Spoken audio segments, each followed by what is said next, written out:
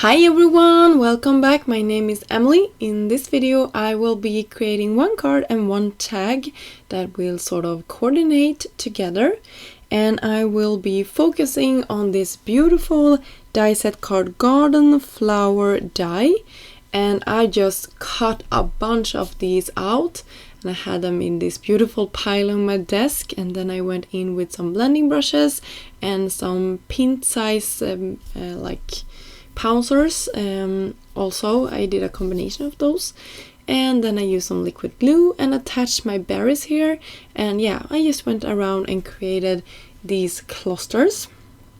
And then when I had inked them up and created some interest that way, I sort of paired them together, and there was like you have some inspiration on the packaging, but yeah, I sort of created my own version of that. So you can see you can really play around with sets like this and create your own like touch on it. You can mix and match colors, you can mix and match sizes of like the center part, you can give them more dimension by like using tools that will like curl up the edges of your flowers. You can do a bunch of things with dies like this. So I encourage you to use your imagination and just go wild with this amazing die set. I arranged a floral cluster on a card front, and then I used some press and seal and just picked like the entire cluster up, and then I went around making sure that I attached all of them with some foam, and some will just be glued down, some will be with foam, but I will go around and putting foam to the center part because I know that those pieces probably will be raised up at least with one layer of foam tape. So that is what I'm doing now, and this took a while. I will admit, this is something that I enjoy doing. You don't have to do this, but I personally really love it. Then I took slightly smaller cream colored like card panel here, and yeah, you can see I just forgot some pieces here that I wanted to be raised up, and then I will have my piece here. I will carefully put this down roughly where I want it and then press it down, and then I can go around and making those final arrangements on my card. You can see some of the leaves need some more like foam behind them, some needs to come like a little bit further out, and yeah, this is a fun part. You can really play around with it. And for the sentiments, I will cut a couple, or actually heat emboss some of the sentiment. For my card I will have a missing you. You can see how nicely that stamp and die works together, and I just white embossed it on top of black cardstock so it will stand out against our busy floral. And then we will work on our tag.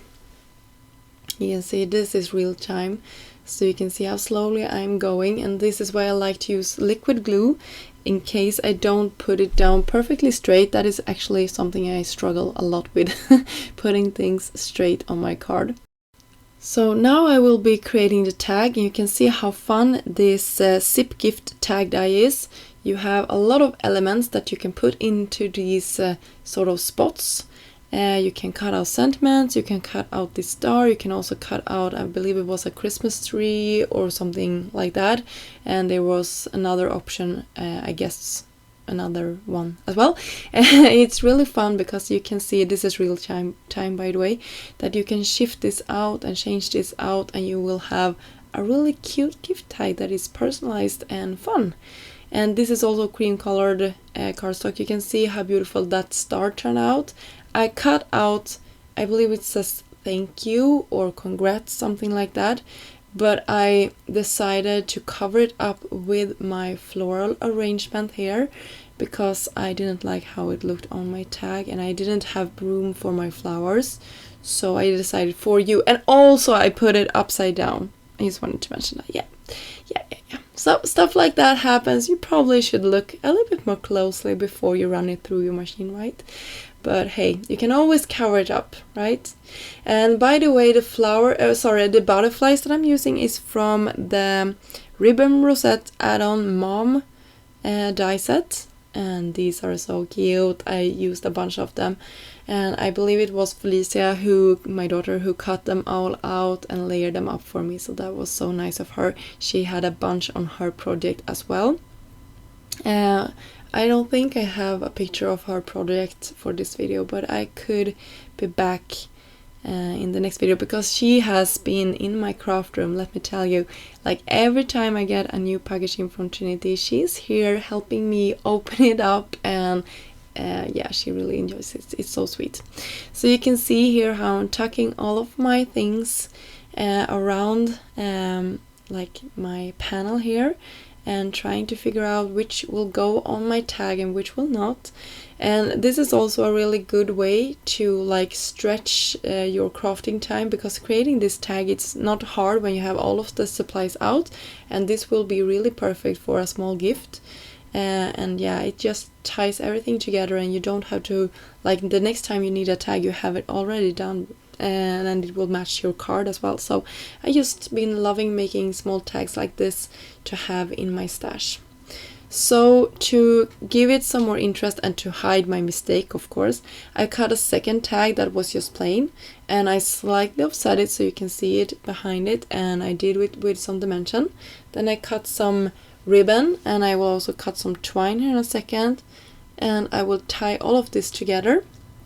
So we have a beautiful tag topper here, and I believe it was double-sided gold thread that I used, and yeah, just turned out cute, you guys. I think this was a nice project to create, and it didn't take too long, and I have a bunch of stuff left that I can use for another one. So yeah, this was a good crafting session, and I hope you were inspired to create something after watching this. That was the goal. And by the way, I found these holographic stars in my stash.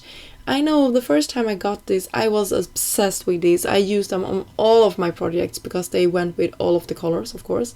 And they are the perfect embellishment. And I had sort of forgot about them. And when I looked through my stash from Trinity, I found them and I was so excited. I wanted to use them for all of my projects again because they are just the perfect embellishment. So go check out what you have in your stash. And if you haven't these holographic stars, I highly recommend them. Yeah, so that was it. This is a closer look at our finished projects for today. I will have links down below for all of the products that I used in this video. And until next time, have a wonderful time. Bye!